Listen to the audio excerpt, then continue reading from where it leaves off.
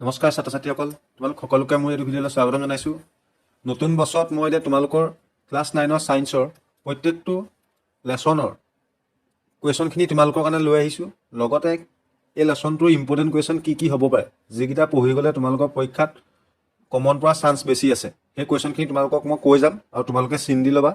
আৰু মই লগতে কৈ থৈ যাওঁ যে যিখিনি মই এতিয়া কুৱেশ্যন তোমালোকৰ কাৰণে লৈ আহিছোঁ, এই কুৱেশ্যনখিনি তোমালোকে যদি কৰি ল'ব বিচাৰা তেন্তে মই ইয়াৰ PDF-টো মোৰ এপটোত আপলোড দি থোৱা আছে। গতিকে ইয়াৰ পৰা গৈ তোমালোকে মই এপটোত গৈ পেলাই ডেইলি ভিডিঅ'ৰ PDF তোমালোকে তাত পাব পাৰিবা। তাত তোমালোকে এপটো ডাউনলোড কৰি লৈ তাত গৈ তোমালোকে PDF-খিনি ডাউনলোড কৰি লোৱা আৰু কুৱেশ্যনখিনি বহীত কৰি পেলোৱা, তোমালোকৰ লাভ হ'ব। প্ৰথম আমি চোৱা, মই গোটেইখিনি কুৱেশ্যন তোমালোকৰ লগত ডিছকাছ নকৰোঁ। কিয় নকৰোঁ? কাৰণ মই প্ৰত্যেকটো কুৱেশ্যন ইম্পৰ্টেণ্ট বুলি নাভাবোঁ, কাৰণ প্ৰত্যেকটো কুৱেশ্যন তোমালোকৰ পৰীক্ষাৰ কাৰণে ইম্পৰ্টেণ্ট নহয়। সিভাগেতো জানিবই লাগিব, কিন্তু পৰীক্ষাৰ কাৰণে ইম্পৰ্টেণ্ট নহয়। যিখিনি তোমালোকৰ পৰীক্ষাৰ কাৰণে ইম্পৰ্টেণ্ট হয় সেইখিনিহে মই তোমালোকৰ লগত ডিছকাছ কৰিম। বাকী প্ৰত্যেকটো কুৱেশ্যনৰ এনচাৰে মই কৰি থোৱা আছে PDF-টোত, সেইটো তোমালোকে ডাউনলোড কৰি ল'বা, ঠিক আছে। এতিয়া মই ইয়াত 2 নম্বৰ প্ৰশ্নটো যে আছে, তলৰ পৰ্যবেক্ষণটো কাৰণ দেখুওৱা, এই কুৱেশ্যনটো ইম্পৰ্টেণ্ট হয়। ভিডিঅ'টো অকণমান দীঘল হ'ব পাৰে, তোমালোকে শেষলৈকে চাই থাকিবা। ছায়েন্সৰ ক্লাছ বেলেগকৈ তোমালোকে নকৰিলেও হ'ব, ঠিক আছে। তলৰ পৰ্যবেক্ষণটো কাৰণ দেখুওৱা বুলি যে কৈছে, সেইটো ইম্পৰ্টেণ্ট হয়। গঢ়াকৈ ভজা, মানে ভজা গৰম বস্তু গোন্ধ কেইবা মিটাৰ দূৰৰ পৰা পোৱা যায়, কিন্তু ঠাণ্ডা বস্তু গোন্ধ পাবলৈ ওচৰলৈ যাব লাগে কিয়? সেইটো প্ৰশ্ন ইম্পৰ্টেণ্ট হয়, এইটো তোমালোকে চিন দি ল'বা। মই এনচাৰটো কৈ দিছোঁ। কোনো পদাৰ্থ গোন্ধ পোৱা কাৰণ তাৰ কণিকাবোৰৰ বিয়াপনৰ দ্বাৰা বায়ুলৈ আহে।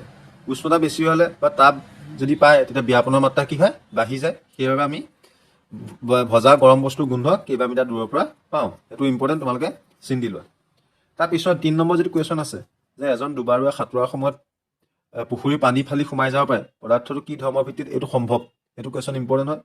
পদাৰ্থ কণিকাবোৰৰ মাজত যিটো থকা আকৰ্ষণৰ বাবে পানী ফালি যোৱাৰ পিছত পানীখিনি আকৌ আগৰ অৱস্থাত ঘূৰি আহে, গতিকে সেইবাবে ডুবাৰুৱে সাঁতোৰাৰ সময়ত পানী ফালি সোমাই যাব পাৰে। এইটো ইম্পৰ্টেণ্ট কুৱেশ্যন হয়। 4 নম্বৰটো মষ্ট ইম্পৰ্টেণ্ট কুৱেশ্যন হয়। এই কুৱেশ্যনটো তোমালোকে চিন দিলা। এইটো কুৱেশ্যন পৰীক্ষাত প্ৰায় সুধি থাকে যে পদাৰ্থৰ কণিকাবোৰৰ বৈশিষ্ট্যবিলাক কি কি? পদাৰ্থ কণিকাৰ বৈশিষ্ট্যবিলাক তোমালোকে হয়তো গম পাইছে। পদাৰ্থটোৰ মাজত ফাঁক থাকে, মানে ব্যৱধান থাকে। পদাৰ্থ কণিকাবোৰ অনবৰতে গতি কৰি থাকিব বিচাৰে। পদাৰ্থ কণিকাবোৰৰ মাজত আকৰ্ষণ বল থাকে আৰু পদাৰ্থ কণিকাবোৰ ক্ষুদ্ৰ। এই 4টা তোমালোকে যদি মুখস্থ কৰি লোৱা, তাৰপিছত যিকোনো 2টা তোমালোকে পৰীক্ষাত লিখি দিলে হ'ব, ঠিক আছে। তাৰপিছত এইখিনি তোমালোকে মই ইমান ইম্পৰ্টেণ্ট বুলি ভবা নাই, এইখিনি তোমালোকে কৰি ল'বা বহীত। তাৰপিছত ইম্পৰ্টেণ্ট কুৱেশ্যনটো যদি মই যাওঁ, কাৰণ দেখুওৱা, এই কাৰণ দেখুওৱা এইকেইটা 3 নম্বৰ, এইকেইটা কাৰণ দেখুওৱা বহুত ইম্পৰ্টেণ্ট হয়। এইখিনি তোমালোকৰ পাঠ্যপুথিৰ ভিতৰৰ প্ৰশ্নাৱলীত আছে। গেছ এটা ৰখাৰ পাত্ৰটো গেছটো সম্পূৰ্ণৰূপে ভৰি পৰে। গেছ এটা আমি যেনেকুৱা পাত্ৰতে নাৰাখোঁ কিয়, গেছটো সম্পূৰ্ণ ভৰি পৰে। মানে সি অকণমান গেছ ৰাখিলেও সেই গোটেই চিলিণ্ডাৰ এটাত যদি আমি গেছ অকণমান ভৰাই দিওঁ, সেই অকণমান গেছে গোটেই চিলিণ্ডাৰটো আৱৰি থাকিব। কাৰণটো কি? গেছীয় পদাৰ্থৰ কণিকাবোৰৰ ব্যাপন বেগ বেছি, সেইবাবে ই কি হয়, ই কম সময়ত ব্যাপন ঘটিব পাৰে। আৰু আনহাতে গেছীয় পদাৰ্থৰ কণিকাবোৰৰ মাজৰ পৰস্পৰ আমাৰ চাৰিকাষৰ বস্তুবোৰ আকৰ্ষণ বল কম, সেইবাবে গেছীয় বস্তু এটাত ৰখা পাত্ৰটো গেছটো সম্পূৰ্ণৰূপে ভৰি পৰে। মানে মই কথাটো বুজাই দিছোঁ। গেছীয় পাত্ৰ বা গেছীয় বস্তু এটা আকৰ্ষণ বলটো কম, সেইকাৰণে ইয়াক আমি যদি বায়ুত এৰি দিওঁ বা বায়ুমণ্ডলত এৰি দিওঁ, পটককৈ যেনি তেনি গুচি যাব, হয় নাই? কাৰণ তাহাঁতৰ মাজত আকৰ্ষণ বলটো কম। আকৰ্ষণ বল যিমানে বেছি হ'ব সিমানে তাহাঁতি খাপ খাই থাকিব পাৰিব। গোটা পদাৰ্থৰ মাজত আকৰ্ষণ বল বেছি, গেছীয় পদাৰ্থৰ আকৰ্ষণ বল কম কাৰণে তাহাঁতি যেনি তেনি ঘূৰি ফুৰে, তাহাঁতি একেলগে থাকিব নিবিচাৰে। সেইকাৰণে তাহাঁতি কি হয়, মানে যি পাত্ৰতে থোৱা হয় পাত্ৰত গোটেইখন বিয়পি পৰে। ধাৰক পাত্ৰৰ বেৰত গেছ এটা তাৰপিছত চাপ দিয়ে কিয়? এইটো প্ৰশ্ন ইম্পৰ্টেণ্ট, তোমালোকে চিন দি লোৱা। এনচাৰ তোমালোকে দেখিছা, PDF-টো মই দি দিম, তাৰপৰা তোমালোকে ডাউনলোড কৰি ল'ব পাৰিবা। তাৰপৰা এইকেইটা প্ৰশ্ন ইম্পৰ্টেণ্ট, এই প্ৰশ্নটো ইম্পৰ্টেণ্ট। এই প্ৰশ্নত তোমালোকে এনচাৰটো কৰি ল'বা, এইটো ইম্পৰ্টেণ্ট প্ৰশ্ন হয়। তাৰপৰা কঠিন পদাৰ্থৰ তুলনাত জুলীয়া পদাৰ্থৰ ঘনত্ব কম, কিন্তু দেখিছে নে বৰফ পানীত উপঙে? এইটো প্ৰশ্ন বহুত ইম্পৰ্টেণ্ট প্ৰশ্ন হয়। এনচাৰটো মই ধুনীয়াকৈ লিখি থোৱা আছে, তোমালোকে গৈ পেলাই ডাউনলোড কৰি ল'ব পাৰিবা। তাৰপৰা আমাক কেতিয়াবা প্ৰশ্নত দিয়ে কেলভিনৰ পৰা চেলচিয়াছলৈ নিবলৈ বা চেলচিয়াছৰ পৰা কেলভিনলৈ নিবলৈ। আমাক 273 ডিগ্ৰী, আমি যদি কেলভিনৰ পৰা চেলচিয়াছলৈ নিবলৈ কয় 273 মাইনাছ কৰিম, ঠিক আছে। 273 মাইনাছ কৰিম। যদি আমাক চেলচিয়াছৰ পৰা কেলভিনলৈ নিবলৈ কয় 273 আমি কি কৰিম? প্লাছ কৰিম। সেইটোৱে কথাটো, সেইটো তোমালোকে চাবা, ইম্পৰ্টেণ্ট হয়, পৰীক্ষাত এনেকুৱা এটা কুৱেশ্যন আহে। তাৰপৰা যদি চাওঁ, তলৰ উষ্ণতাবিলাকত পানী ভৌতিক অৱস্থা কি হ'ব? মানে 250 ডিগ্ৰী চেলচিয়াছ যদি হয়, পানীৰ উষ্ণতা ভৌতিক অৱস্থাটো কেনেকুৱা হয়?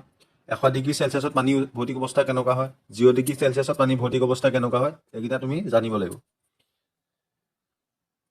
তাৰপৰা ইম্পৰ্টেণ্ট কুৱেশ্যন যদি কওঁ, ডেজাৰ্ট কুলাৰ এটা শুক্ৰ গৰম দিনত ভালকৈ ঠাণ্ডা কৰে কিয়? এই প্ৰশ্নটো ইম্পৰ্টেণ্ট, তোমালোকে এই প্ৰশ্ন চিন দি লোৱা আৰু এনচাৰটো যদি কৰা নাই তোমালোকে ইয়াৰ পৰা কৰি ল'বা।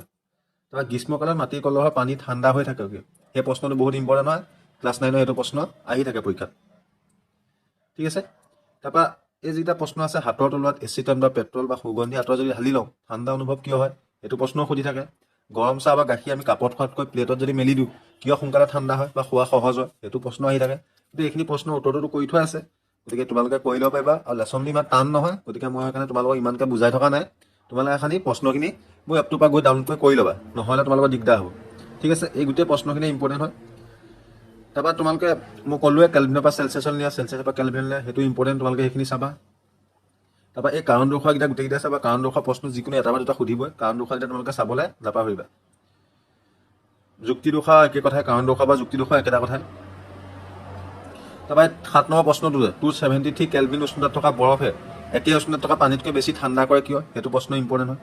ঠিক আছে, গতিকে এইখিনি মই ইম্পৰ্টেণ্ট প্ৰশ্ন তোমালোকৰ কাৰণে লৈ আহিলোঁ। মই যিকেইটা ইম্পৰ্টেণ্ট বুলি কৈছোঁ সেইকেইটা তোমালোকে বহীত চিন দি লোৱা, এপটো ডাউনলোড কৰি লোৱা। আৰু কিবা যদি সুধিবলগীয়া আছে মোক কমেণ্ট কৰা, যদি ভাল লাগিলে বা কোনটো লেচনৰ তোমালোকৰ ইম্পৰ্টেণ্ট কুৱেশ্যন লাগে মোৰ তলৰ ডেছক্ৰিপশ্যন বক্সত কমেণ্ট কৰা। কমেণ্ট বক্সত কমেণ্ট কৰা, মই তেতিয়া তোমালোকক কোনটো লেচনৰ ইম্পৰ্টেণ্ট কুৱেশ্যন লাগে মই বাছি দিম। ভিডিঅ'টো শেষলৈকে চোৱাৰ বাবে ধন্যবাদ। ভিডিঅ' যদি ভাল লাগিলে লাইক কৰিবা। Thank you. জয় হিন্দ, জয় অসম।